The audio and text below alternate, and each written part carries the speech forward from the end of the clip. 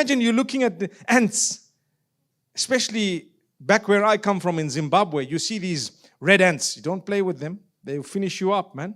And one guy tells me, you know how to get rid of ants? I said, what? He said, Surah An-Naml. I said, my brother, I've read the whole Quran. They didn't go. I read the whole Quran. They didn't go. It's possible. It could go. Who knows? You can read something maybe, or, people say all sorts of things, but it's not wrong to take a little bit of spray and spray them. No, but didn't you know what happened Sulaiman alayhi salam's time? The ant actually told the other ants that don't worry, you guys can go back in. Sulaiman will not stamp you. And here you are stamping them. I said, but it wasn't haram. If Sulaiman alayhi salam stamped them and walked all over them, he didn't do anything haram. But it's just that Allah gave him a certain gift. If I might be stamping over so many things walking out today, but I'm not sinful. I didn't, intentionally go out and look for things to kill. Not at all. So Allah make it easy. You want to get rid of the cockroaches that we have back at home, or you want to get rid of so many other things, you find, no problem, you can. You can. But remember, Allah gave certain people, like Sulaiman alayhi salam, he's the only one that I know who had certain things. And the Prophet Muhammad, peace be upon him, also had similar gifts, but unique in his own way. He says, at times the animals spoke to him. There was a camel in the hadith. The camel spoke to him complaining about the owner who was overburdening the camel. It's in the hadith. There were stones that spoke to him, greeted him in Mecca. Hadith. Correct.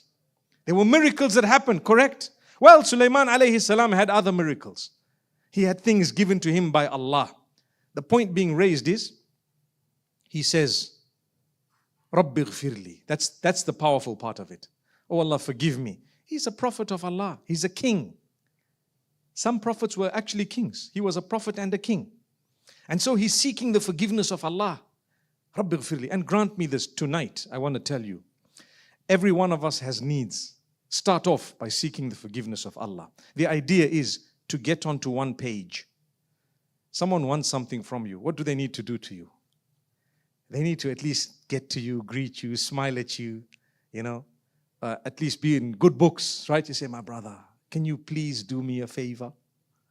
Hey, your smile has melted the guy. Before you even ask him the favor, he says, anything, ask me, done. Consider it done. Before you ask him, right? Because of how you are, right? Agreed. But if you've had a bad relationship with someone and you've been right on the other side of the coin completely, and you're saying, do me a favor, I need this, I need that. They say, for what?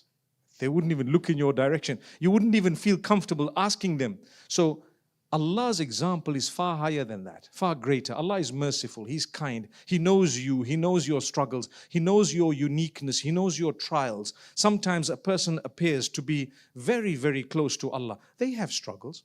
Their struggles are hidden from others. They know what they are working on in terms of eradicating their bad habits. A dark habit you may have.